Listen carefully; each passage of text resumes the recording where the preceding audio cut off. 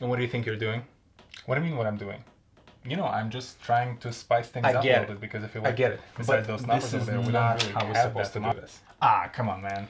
So today's topic is really to talk about how do we focus on marketing and don't have this kind of miscommunication in your leadership. Let's jump straight into it. Today's video, again, jumping straight into the pool of small businesses, and if you just watched my Bali video or you watched my video about the car show, you might be a little bit confused, like why is he talking about small businesses? But this is one of the other passions that I have, the other thing that I'm really curious and interested about, working with small businesses. And today's topic is all about 3 main overlooked items by small businesses as they grow through their initial stages of development. Number 1 item on the list of things that I think small businesses are overlooking the most is the official website. I don't know why, but to this day, especially when we're researching and, for example, looking for contractors for a house, it's amazing how underdeveloped the websites are. With so many tools out there like Wix, Squarespace, WordPress, today is the day when you can create a very nice and professional looking website that's gonna speak to what you are without spending much money at all. The reason why I think website is important, in today's age, people do online research before they reach out to you. And as they do the research, seeing your website and seeing that it's professional is like seeing the front of your store. Consider different options for how can you tackle the professional look of your website. Here are a couple of recommendations that I have for you. Wix or Squarespace based website is much better than anything you can ever have. It's very easy to figure out. They already have preset templates for different types of businesses. So if you don't have time or technical proficiency to go into some crazy customizations, just pick already preset template, add some images from your business. It's very easy. We all have the smartphones. Just go outside, take some pictures of your business or take some pictures of your work, use them on your website, add your contact information, stick to 1 to 2 pages if you really want to keep it minimal. A page about your business, maybe a little bit of expertise, maybe a photo of your owner, some of the things that you provide. Page number 2, contact us page with the location of your store if you have a physical location, the contact us form, your email address or a phone number. A simple website like this will be a much better first introduction of your business to a potential client. So definitely consider this. I'll link some of the options below. Website first and foremost. Do not forget about it. No matter what kind of business you are, you're a service, you're online only, you have a store, you have an office where people can come in and look at some of your products. No matter what it is, make sure you have a website. Let's go to item number 2. Item number 2 is all about using correct social media. Please, please, please do not try and go to Snapchat if you're a plumbing business. I don't think it's gonna work. I am actually pretty confident it is not gonna work. Here's how I think you should tackle this issue. First of all, do not hire anyone. Do not spend money on this out of the gates, because there's so many people out there who think just because they spent an extra couple of hours on social media, they can now go and charge you for doing this job. They will not give you the return on your investment, and the most likely it's going to be just a waste of time. So please skip that option until you truly understand which social marketing channels are working for you. Just because you have access to Snapchat, Instagram, Facebook, YouTube, Reddit, whatever else I'm forgetting, Musically, it doesn't mean that you should just go straight to all of them and start marketing your product on all of those platforms. You really need to be considerate about who is your clientele. If you're in tech services, I do not really think that Snapchat is a place for you to go, because Snapchat's average age of users are somewhere around 13, 14 years old. Those guys are not worried about taxes yet. You need to be considerate about that. And you need to look at some of the average stats and see what is the average age for different social platforms. And what you might discover as a person who provides tech services is that Facebook is a much better place for you, or LinkedIn is definitely a much better place for you, because average age of people on those platforms will be much higher.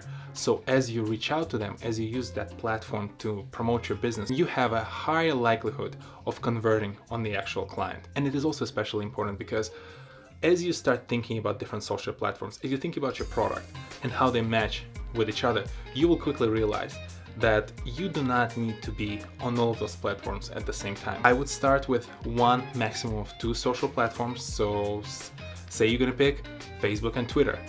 and start promoting your business through there. Start trying to make the connections. Don't spend money to actually pay those companies to advertise for you. Just be there, promote yourself, make sure people who used your service actually like you, or at least make some comments, or even leave the review, like in case of Facebook. Let's move on to number 3. Reviews, reviews, and reviews. Let me start by saying this. Don't you dare to go and pay someone to create a bunch of fake reviews for you, because it will not work. Over time, people are gonna catch on, and it's gonna completely destroy credibility of your business. Focus on generating very factual and authentic reviews. It will take much longer, but it's gonna pay off in the long run. These days, I see more and more small businesses actually catching up to this notion and going forward with some sort of review strategy, whether they're just paying attention to one particular platform like Home Advisor or Angie's List if you're, again, in home improvement business, or Google reviews if you have a particular location. People leave the reviews on Google Maps or the Google platforms in general. That's great, you should keep going. But one of the first things that I've noticed is that it's not only about the passive review collection. People forget the fact that you can respond to the reviews, and this adds so much credibility to your business. Always pay attention to the reviews, and the moment you get a review on whatever platform you're using, whether you're getting reviews on Facebook, Home Advisor, Angie's List, Google reviews, Yelp, TripAdvisor, Expedia, wherever your business is listed, and wherever you're getting the reviews, always respond to those reviews. You want to show all other end users, as they research for your type of product or your type of service, you want them to see that you're paying close attention to satisfaction of your customers. Very real and recent example. I needed to change a headlight on my car. I had to find someone locally. And guess how I picked it? I found 3 or 4 different auto shops which had at least an average of 4.5 reviews, more than 30, 40 reviews. That was all great, but only one of them actually was responding to every single one of the reviews. What it told me straight out of the gates is that this person is really paying attention to what his customers are saying. And when there were negative reviews, he was trying to actually address them and find some sort of a solution. And right there, I was like, yep, I trust this dude. He can take care of my car. As I've mentioned at the top of this section, people already catching on. They do understand the value of the reviews, but you really need to focus on that strategy. Ignore all of those solicitations from people who are trying to sell you some sort of service to generate the reviews, because they're just gonna be fake and not authentic. Focus on generating real reviews. Have some sort of small signs, maybe somewhere inside your business, or follow up with your clients and actually send them the link to a place where you would like them to leave the review. Be proactive about it. And don't forget, search engines like Google, they are paying close attention to what people are saying and the reviews and all the other items. They do factor those items into the search results. So the next time someone's searching for that particular product or service that you're offering in your area, guess what? You're gonna show up higher in the organic ranking just because you had a very credible set of reviews generated through legitimate sources. I really hope you found it useful. I on purpose picked items that you can actually address today, tonight, right now. And I totally get the fact that you're trying to make a payroll, you're trying to make sure people who are working for you are covered and that your business is growing, but this is how you do it. Yellow pages, advertisement in newspapers, those will no longer cut it.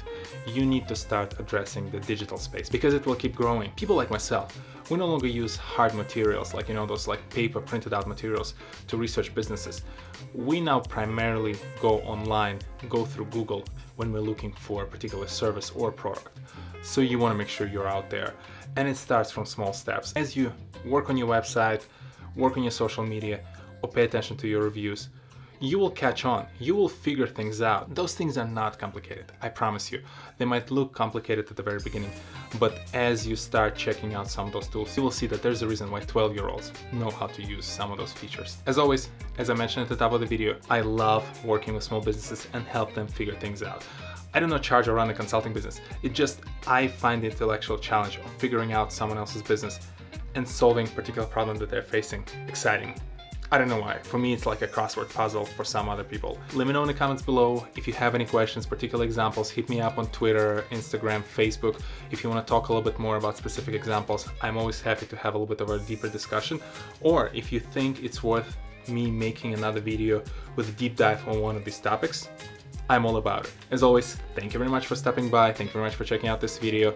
If it's your first time, go check out some of the other things that I did. There's a special playlist for the small businesses if you really want to focus on that topic, or just go check out some of the other things that I'm doing. I'll see you next Saturday on this channel at 10 a.m. Eastern Time, or every day on Twitter, Instagram, and Facebook. Peace!